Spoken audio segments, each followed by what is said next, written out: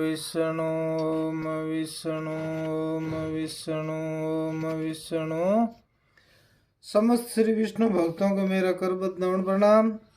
बंधुओं, आज अपन श्री गुरु जम्बेश्वर भगवान की अमृत वाणी के 68वें शब्द का भावार्थ करेंगे। ध्यान पूर्वक सुनिए। एक समय बीकानेर नरेश लूणकरण का पुत्र प्रताप सिंह अपने पिता के साथ गुरुदेव जम्बेश्वर जी के दर्शनार्थ समराथल पर आया था।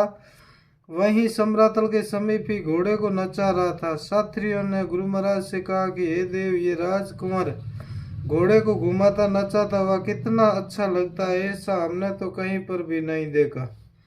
तब श्री जमदेव जी ने कहा कि कुछ तो आप लोग विचार करो। यह कंवर ऐसा करके नरक का अधिकारी बन रहा है, इसकी यही दशा होगी। गुरु महाराज आगे फरमाते हैं, शब्द सुनाते हैं। ओम वे कंवराई अनंत बधाई, वे कंवराई स्वर्ग बधाई, ये कंवराई खेहर लाई, दुनिया रोले कंवर की सो। कण बिन कुकस रस बिन बाकस बिन क्रिया परिवार की सो। अर्थू गरतू साहण थाटू धुएं का लोर जीसो। सो सारंग दर जपरे प्राणी जी जपिए हुए धर्म ईसो। चलन चलन दे बास बसंते जीव जीवन दे काया न वंती। सास पूरंते की भी न कमाई, ताते जमरद बिंद डसी रे भाई। सुर नर ब्रह्मा को न गाय, मायन बापन बहन न भाई। इंतन मिंतन लोक जनो, जमर तना जमदूत दहे लाले खोले सीए कह जनो। इस प्रकार गुरु महाराज ये शब्द सुना रहे हैं कि वास्तविक में तो कंवर प्रहलाद जी, हरिश्चंद्र, युधिष्ठिर आदि थे, जिनके पैदा होने से स्वर्ग तथा ये लोक में बधाई बांटी गई थी और बाजे बजाए गए थे। कंवर तो वही हो सकता है जो सत्य धर्म से प्रजा का पालन करे, तथा ये जो आजकल के राजपुत्र जिन्हें तुम कंवर कहते हो, ये तो इसी धरती की ही मिट्टी में मिल जाएंगे।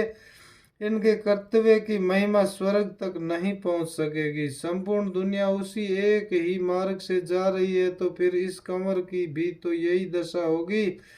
फिर तो ये कंवर कैसा?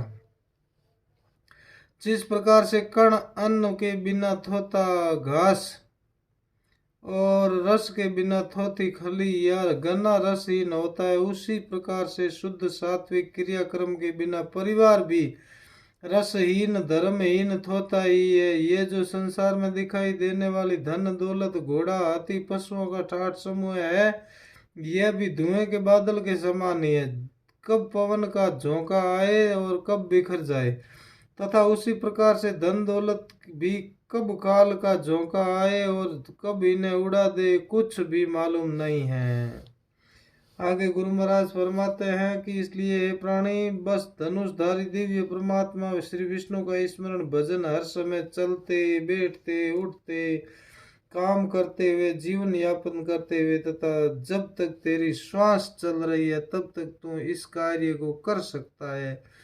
परमात्मा को शीश झुका सकता है, नमन कर सकता है। इस स्वस्थ शरीर में श्वासों का आवागमन चलते हुए यदि तुमने श्री विष्णु को याद नहीं किया, जीवन का सुधार नहीं किया, तो काल रूपी यमदूत तुझे बिना किसी अस्त्र शस्त्र के ही काट डालेंगे। इस शरीर को तोड़ करके जीवात्मा को ले जाएंगे, तब तेरा कुछ भी जोर नहीं चलेगा। विष्णु के स्मरण करने से ही धर्म की उत्पत्ति होगी, वही धर्म तेरा साथ देगा और यमदूतों से छुटकारा दिलाएगा। आगे गुरु महाराज फरमाते हैं, बिना कोई शुभ कर्म किए ही ये पंच भौतिक शरीर तो यहीं छूट जाएगा, किंतु इस शरीरस्थ जीवात्मा को यमदूत सांकलों में जकड़ कर ले जाएंगे। वहां पर भयंकर घोर दुखमय नरक में जब इस जीव को यातना दी जाएगी, तो उस समय वहां पर तुझे कोई नहीं छुड़ा सकेगा। न तो वहां पर देव मानव ब्रह्मा ही तेरी गवाही देकर छुड़ा पाएंगे, और न ही तुम्हारे प्रियजन माता पिता बहन भाई सगा संबंधी मित्र या अन्य कोई अपना पर्याय ही छुड़ा सकेगा। उस समय तो केवल एक धर्म कर्म हित गवाही के रूप में तेरे साथ जाएगा। वही तुझे छुड़ा सकता है। यह सारंग धर भगवान श्री विष्णु ही छुड़ा सकते हैं। वहां पर तेरे से हिसाब किताब पूछा जाएगा। तब उस एक पुरुष यमराज के सामने तो ये संपूर्ण चालाकियां भूल जाएगा। यहाँ मृत्युलोक की तरह वहां रिश्वत नहीं चलती और न ही बड़पन, जाति, धन या अन्य किसी का चारा चलता है। इसीलिए गुरु महाराज फरमाते हैं, समय रहते हुए स्वस्थ शरीर है तब तक परमात्मा विष्णु का भजन स्मरण कर ले, इसी में भलाई है। बोलो श्री गुरु जम्बेश्वर भगवान की जय। श्री विष्णु भगवान की जय।